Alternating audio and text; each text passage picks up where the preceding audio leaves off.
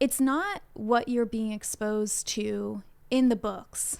It's what the community around you does with that information. Hey, it's Natalie, and welcome back to Primary Focus. I'm back with another banned book series. We're going to play a little game to look at some books that have been banned in the United States this year and find out exactly what is going on in these awful, terrible novels. Typically, I do children's books when I do these, but there were so many young adult novels that are popular with teens that were banned this year. I said I need to dive in and have some deeper conversations about these. So I'm curious as we go through these together what you think about banning some of these young adult novels. So to make this a little bit more fun, I enlisted the help of my husband Mike to help narrow down some of these titles and find out why they were banned for me.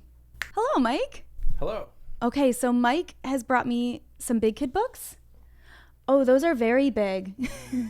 You've brought me a lot here. Do I have to read these? You've got your homework cut out for you. Oh boy. Okay, we've got envelopes peeking out the top here. Are these the answers?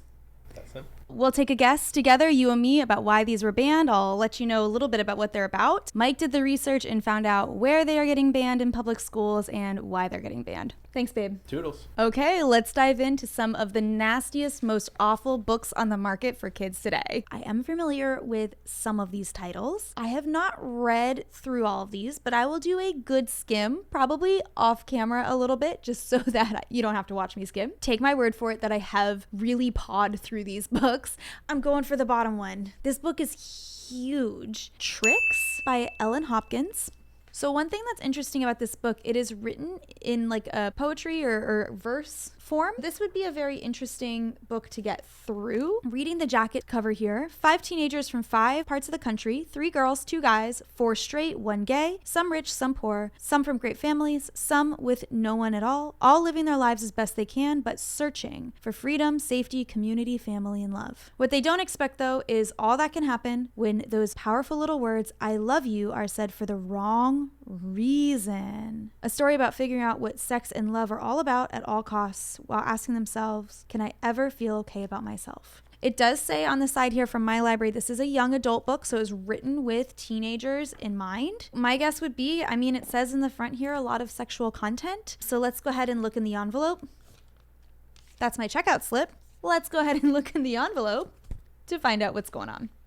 Tricks. Oh, from my school district. Debated in Charlotte-Mecklenburg schools, that's where I used to teach, banned in schools across South Carolina, Iowa, Michigan, Florida, Arkansas, and Wyoming. Okay, so this book comes with a reputation. Tricks by Hopkins came out in 2009 and is written in free verse. This is a quote from CMS. And actually, something I really like about the school district that I taught in is they have a very open process to banning books. And since they have started doing these committees, they are very open with the press. A lot of places around the country have started making committees that decide. I've actually heard from a teacher that wrote into me, the funny things about these committees is everyone on the committee has to read the book. And then if they don't decide to ban the book, take every copy and then just distribute it to local libraries. You might end up doubling down and giving more copies out to the libraries. Okay, so what they said is the book is in free verse, which could be off-putting to readers and took a while to get used to it. Only 7 high schools in the district have a copy, and I think there's like over 20 high schools. This is not a high circulation book, and I'll be honest, I had to stop and tell myself, you're going to get used to reading this soon. But I was frustrated reading it, and I know teenagers will not likely want to push through reading this. Okay, so that's interesting. This is hard to read. Panelists said it was difficult to read about child prostitution, spoilers, and abuse, but they said it would be important for teens to read and find out about people from all walks of life getting pulled into prostitution and trafficking. And they ultimately decided to keep it in the libraries.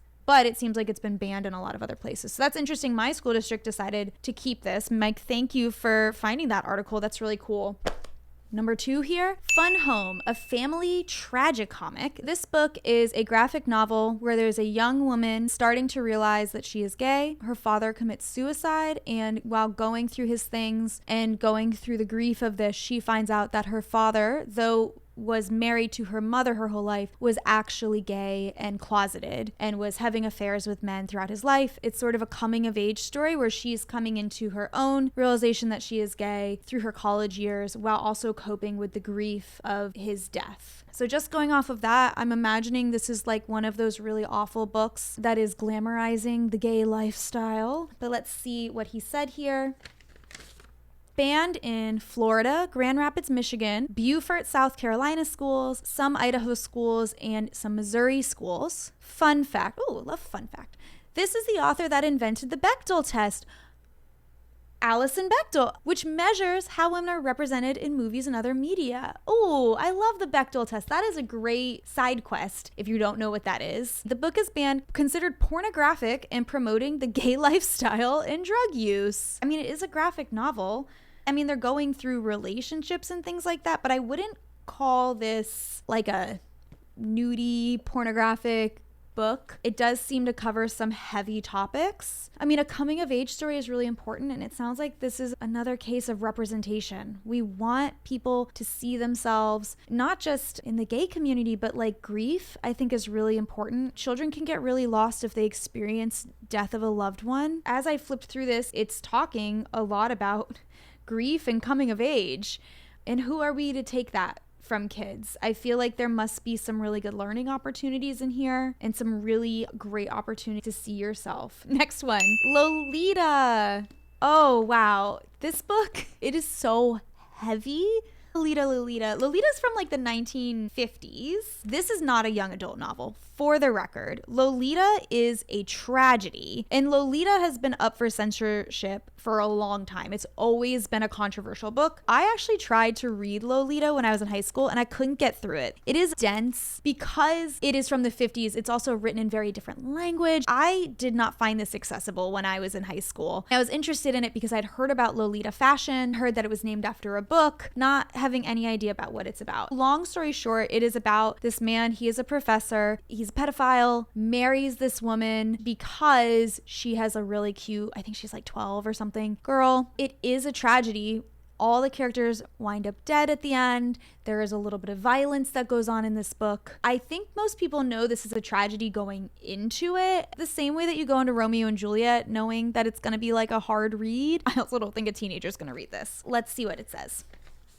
Canby School District in Oregon and Catawba County Schools. Catawba County is in North Carolina. A controversial book, noted there are no sex scenes in it. Mike said here he's interested that people are upset with it more for the topics, but not about the violence in it, which I think is an interesting point. Actually, as I go through these, none of these books seem to be getting pulled out for violence. I personally really dislike reading and watching things with violent content in them. I find it quite disturbing how many movies and books we have out now that are just surrounded by violence, murder, and war. I find it interesting that none of these books are being banned for being violent. They're being banned for self-expression and love and lifestyle. Okay, Lolita, I mean, listen, I'm not here for banning books, but like if we gotta pick one that has to go, I think we'll be all fine without Lolita. And I do apologize to the author. Maybe that's rude, but again, I think we'll be fine.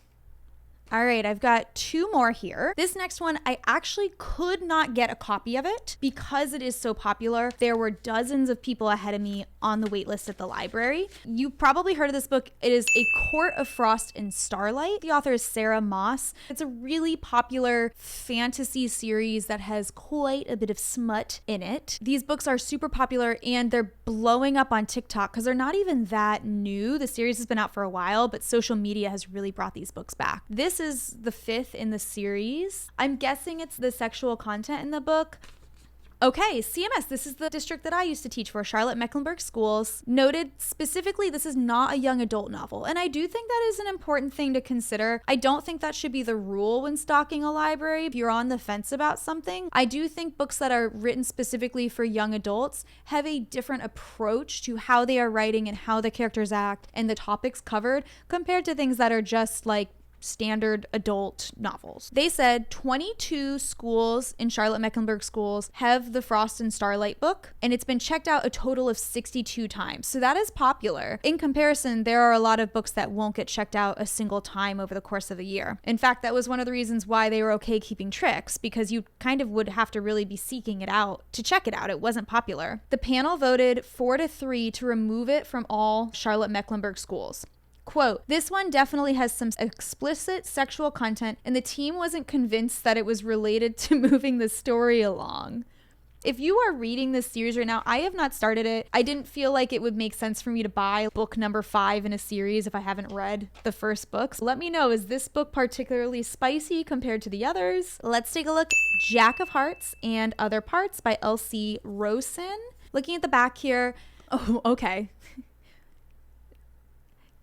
Jack has a lot of sex, and he's not ashamed of it. While he's sometimes ostracized and gossip constantly rages about his sex life, Jack always believes that it could be worse. But then the worst unexpectedly strikes. When Jack starts writing teen sex advice column for his friend's blog, he begins to receive creepy and threatening love letters that attempt to force Jack to curb his sexuality and personality. Now it's up to Jack and his best friends to uncover the stalker. Ooh, this sounds good. Groundbreaking and page-turning. Jack of Hearts and Other Parts celebrates the freedom to be oneself, especially in the face of adversity. Okay, well, I think maybe we can all take a guess here. These are not as cryptic, I find, as the children's books. Jack of Hearts, oh dear, and Other Parts. Banned in CMS. Ooh, my school district banned this. Also banned in some districts in Tennessee and Wisconsin. Panelists at CMS, where I taught, said the book made them uncomfortable, but it could be valuable to students who have questions, and especially to LGBTQ students who don't see themselves reflected in other books. Oh, see? They also voiced concerns that it glorifies casual sex while drinking alcohol and smoking weed, which they said isn't safe. Ultimately, they decided not to remove the book, though. Oh, wait. But about a month after the decision was made, the superintendent came back and removed it. Superintendent Crystal Hill chose to remove the book because of, quote, the explicit, graphic, sexual nature of the novel. Interesting. These books really got me thinking about, like, how much is too much and what do we want to expose kids to? And these challenged me much differently than some of the books that I've done that are more picture books for children. I find usually you're not dealing with things that are illegal for children to be doing, or really graphic or really risky behavior. This is really challenging my thinking. Hey, so I was just thinking about this video. I filmed that earlier today, and now I'm ready to go out with a couple of friends on a Saturday night. And as I was getting ready, I was thinking through all those nights as a teenager and in college and things when you're getting ready to go out to the dance and then to college parties and places where you are going to be exposed to those bad decisions, where sometimes things surprise you. I was thinking about the things that I watched when I was in high school and middle school, the books that I read that probably would be inappropriate and find their way onto banned book lists today. Some intentionally because I was curious, some unintentionally because they were just sprung on me. I didn't know what I was getting myself into. When I think about those books and when I think about what I was exposed to, and as you learn more about the world around you when you are a teenager, it's not what you're being exposed to in the books. It's what the community around you does with that information. It's the way that the community around you holds you and reacts to you knowing these things and teaches you what to do next now that you know this information. And so for me, it's not so much banning and preventing them from learning about unsavory content. A lot of what we need to do is react properly. The last thing that we want to do is make a child feel like they have to hide a book under their bed, or make a child feel like they won't be accepted for agreeing with some of the things that they're exposed to. They need to know that they have a family and a larger community that's going to support them, walk with them, and help them continue to develop into the wonderful adult that we all hope that they'll be. That's one thing that I feel like is missing a lot from book bans. I totally understand why parents would be concerned about children learning things too early or making choices the same way that some of the characters in these books are making choices. we can have intentional talks with kids and keep the theme running about making smart choices and doing the right thing. From a very, very young age, children can tell you the difference between right and wrong and making a good and bad choice for themselves. As they get older, I think we can trust them to continue to make these decisions. And when they do make decisions that maybe aren't the best things to do, know that they can come to the adults around them and be loved and be helped out of these situations into the next step of life. Anyway, I've got to go out and meet some friends now and maybe make some bad decisions myself. Just remember, we're all people, and people are just people. They shouldn't make you nervous. Have a good night. Anyway, I think I need a shower after reading all these nasty, terrible things that are ruining our society. I've got another video out with books that were banned in the 2023-2024 school year, specifically children's books in the elementary school setting. I hope that you go and check those out, along with my other banned book series. My name is Natalie. Thank you so much for watching Primary Focus, and I'll see you next time.